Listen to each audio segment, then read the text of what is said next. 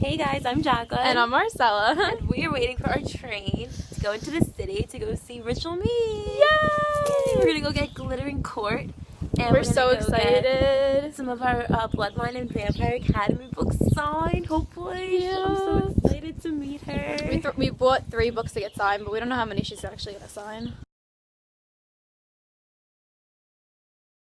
Set in this imaginary world that I've created. It's a fantasy world that's kind of inspired by early American history and like Elizabethan England. I feel like when you look at a lot of fantasy worlds, they sort of resemble like medieval Europe. You look at like Lord of the Rings type fantasy, and I love that stuff, but I wanted to do something new, and I was like, well, let's make a world that kind of looks like the early American colonies, because there's some interesting stuff there, there's some terrible stuff there, and no one really plays with that. So that's the setting.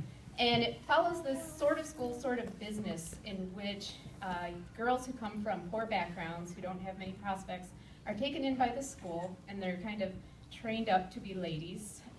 So they kind of get grammar lessons, music lessons, learn history, how to behave at dinner, and they get dressed up beautifully. I see some of you have come in your fine apparel. Thank you for that. So that is the thing, and then they get sent off to this new world, which is meant to kind of resemble America across the sea in the hopes of finding wealthy husbands. Because in this world, much like actual early America, men outnumbered women 3 to 1. So there was kind of a shortage of wives. And it turned out in my research, this was actually sort of a thing where there were businesses that would try to send women over to the new world to find husbands. It was a lot less glamorous, though. There were not balls and jewels, and they would often be sold for like bushels of tobacco. It was this really weird thing. I had no idea when I wrote this book that was going on, so there's some historical precedent. So the book follows these 3 friends who are part of this group, and what's kind of the cool thing, I think, is that each book tells the story from a different girl's perspective. So you have the first book, which is about Adelaide, and she's telling you her version of the story and all the things that happened to her. And there are things going on behind the scenes that you don't know that her friends are doing. You'll meet your friends in the book, you'll kind of learn a little about them, but something totally innocent may happen in this book, and you're just like, oh, whatever, you know, I'm going to focus on her. And then in the next book, you're going to find out it had huge implications, because the girls get kind of tangled up in all these adventures and intrigues with pirates and spies and heretics, and there's a lot going on. So by the time you have finished all 3, you'll have a big picture of this great world. So at the ending especially, if there are things you're like, wait, how did that happen? Just hang on, you'll find out. It's fun. And the last thing I'll say about this book, before we go on to your questions, is I was really trying to do something different with this. When Vampire Academy came out, I was doing all these interviews, and you would think I'd invented this new invention, the strong heroine. People were like, wow, where did you get that idea? To have a kick-ass heroine, a girl that's really strong. And I'm like, why is that so weird? That isn't like, you know, I didn't invent the wheel. That wasn't that out there. But for people, it really was. And now we see it a lot, much more now, and I'm glad of that. But I always felt like in the media and books and TV, girls aren't considered tough unless they're wearing leather and they're punching people. And that is great. We like the Rose Hathaway model for sure. But it kind of bugs me that whenever you talk about friendship or love, like people are like, oh, that's a weak woman. Because I don't think that's true. I think in the real world, most of us aren't wearing leather and punching people. If that's your style, I don't mean to. But I think most of us, like, our strength comes from our relationships and the way we deal with people. And so I wanted to write a book where, you know, you look at it, it's a pretty cover, we're talking about girls seeking marriages, and it's not what people instantly think of as a kick-ass girl. But it is, because these are girls that have their own strengths and are going about it in a different way than just walking up and punching someone. So that is my take on the book. Where did my inspiration for Adrian come from? Oh my God, my soul. All right, you guys love me for that at least. He's not dead. Adrian, I mean, a lot of the decisions I make are kind of cause and effect in these books. And so the start of the Vampire Academy is Rose, this kind of strong person with some impulse control problems. And Dimitri is introduced as sort of her balance because he's almost got too much control at times. He's very, you know, straight-laced, very strict. And Adrian then is the next extension of that because he is not super in control. He's very impulsive, not in the same way Rose is. You know, he's not the kind of guy that goes and throws a punch, but he obviously does not always have good trigger control on what comes out of his mouth, you know, and he's just, it goes, you know, from here straight to there.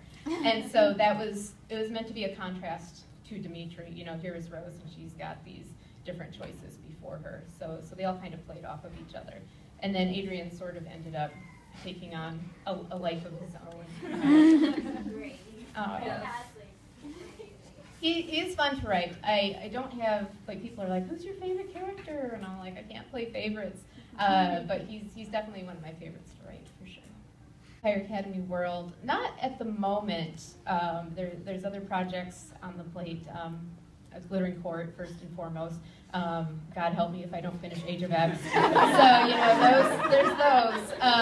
But the Vampire Academy world is a very established world, and when you do a lot of work into that, it's hard to dismiss it. But that being said, I don't want to write in that world for the next 60 years. I have other ideas, and so I want to get them out there. I'd like to go back to Vampire Academy.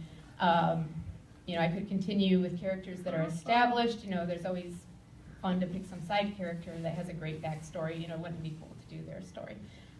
But again, no plans. It's just kind of in the could happen box of my head. So for the moment, if you follow me on social media, the most we get are like Adrian's New Year's party list, which was a big hit. It was like my most it was my most popular Facebook hit. Yes, the dolls, which I forgot to bring on this trip.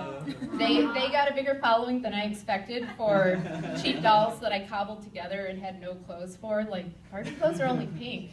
And I'm just like, Rose, I don't know if she wears that much pink. So I'm glad that they resonated with you guys. Totally, completely out of my hands, so it couldn't even be a decision I made. I know a lot of people ask this because of Shadowhunters, which inherited Dominic Sherwood, who is adorable. He's a very nice guy. And now he's dating Sarah. He is. You know, there's a lot of things about the Vampire Academy movie. I can say, like, it sold a lot of books, which is great. But I almost think the fact that Dominic Sherwood and Sarah Hyland now date because of that might be even better than a boost to my career, because they're adorable and they adopted puppies and they post They're so adorable on Twitter. Like, you have no idea. I do have an idea. I love them, and I see that and I'm like, that's me. I did that. Name your first child after me. Anyways, going back to the question, the TV show. I mean, it would be cool. As I have said, I watch a lot of TV, so it would be fun. But that's in the hands of the people who own the film rights, and so I don't know if they would want to do that, or if there's interest in it. Because at a certain point, not every show can be a paranormal vampire show. At some point, the networks are going to be like, no more. So it could happen. Who knows? Who knows? How do I choose characters' names? It's a gut thing. It just feels right. If it's a name that has to belong to a certain culture, I will research it. You know, and by research, I mean Google Russian names. But for other names, it's just kind of what comes to me. They don't have meanings usually. It's not like, oh, I really need a name that means brilliant shining star. You know, it's just like, oh, that feels right. You know, Rosemary feels right, or whatever like that. All right, this side of the room. Yeah. Will there be another movie for Vampire Academy or no? At the moment, no plans that I know of. Again, I don't make the calls. They could be filming it right now, not tell me. But I do not believe that is That would happening. be horrible if they did. Cassandra Clare was surprised by some decisions made. I remember things that, like, it might have been the TV show. There was some big decision she wasn't told about. She's like, okay. So sometimes the authors are the last to know. You sign the film rights and you hope for the best, but it goes into the hands of the producers and the director and the writers. So I have not heard anything. If it ever happened, they would almost certainly not have the same cast, both because they're getting older and both because they're moving on.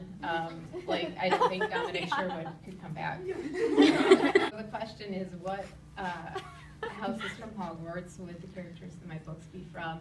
I'm just gonna dodge this with an easy one and say Sydney would be in Ravenclaw, obviously. And no, that's it. I think that's all I How can about say. you? What house are you? What house am I? I don't remember. I did one of the online quizzes like years ago. Oh, they made a new one. There's like 100 of them, I think. I think you can. Oh, okay. Official. I'll take. Look, I can tell you what Vampire Academy character I am. Did anyone take that BuzzFeed quiz?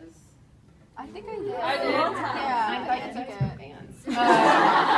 It is out there. Actually, there's 100 Vampire Academy quizzes, and I can't pass them. It's like, how much of a fan are you? And I'm like, I'm a pretty big fan. And I got 60%. But on the what character are you, I got Sydney. So if you're interested in that, do a search.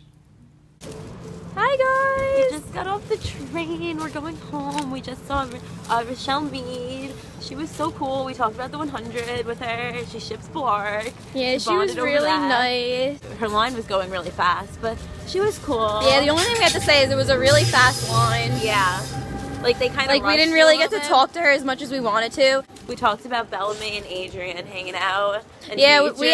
we asked her if Dimitri and Bellamy would get along. Yeah, she was cool though. I mean, I definitely recommend going to see her because. Oh yeah, definitely go see her. She was really nice. Yeah, she was definitely nice, and yeah, we're home and now we're gonna go watch Arrow. Oh, yeah. Alright, stay tuned for a new video soon. Bye! Bye!